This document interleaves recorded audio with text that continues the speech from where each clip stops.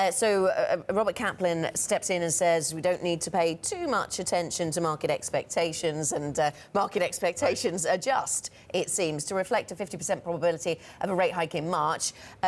This is quite fast movement, isn't it, in rate expectations in bond markets? But I think that's normal. Don't be at all surprised by very rapid short-term swings in market expectations of what the Fed may or may not do. So, what we've seen in the last 24 hours, I don't think is surprising at all, and I wouldn't be at all surprised if over the next week or so we see further swings. And the trend, however, I think will be towards a higher probability expected by the market of a Fed rate increase in March. And I stick to my view that we will have a minimum of 2 rate increases this year, and my central case would probably be 3 rate increases. Now, frankly, I think that sort of move by the Fed is inevitable because, this year I think we'll have growth close to 2.5%. If anything, I think Mr. Kaplan's forecast of 2.25% is a little bit too conservative.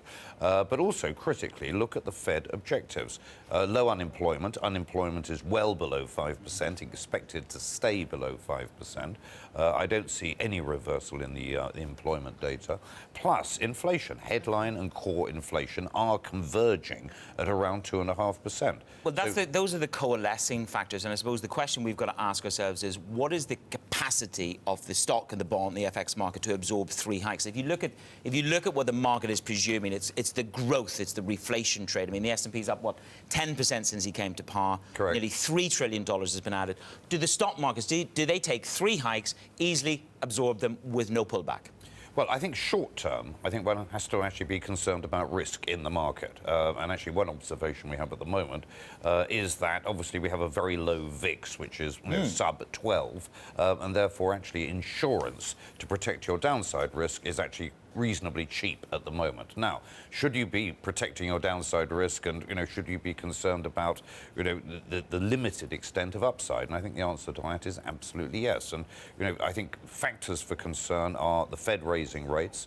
I think you have to watch the Fed balance sheet very carefully indeed, because although that balance sheet is very slowly edging down, if they start to reduce their balance sheet, that would send a negative signal to markets. Plus, obviously, I think there is some scope for disappointment out of what we get from President Trump today. Yes, well, I was going to ask you, how much does what he says today play into this? Because that forecast that you have for 3 hikes from the Fed, what is that based on in terms of Trump and his fiscal spending and his other fiscal measures, the things he can get through Congress? Well, I think actually looking at it from a positive point of view, actually I think the spending measures are going to be less critical, because if, for example, he does increase infrastructure spending, which has been reflected in an improvement, jump in valuations in the materials sector, for example, but that, as we all know, making a statement on increasing infrastructure spending, the actual expenditure only happens over the next 3, 5, 7 years. Infrastructure is very much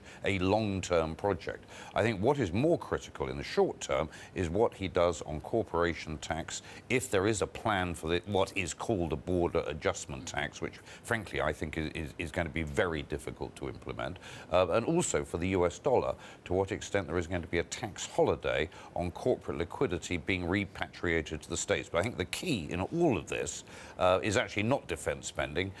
Infrastructure spending for the longer term, yes. But I think the key factor is what happens to corporation tax.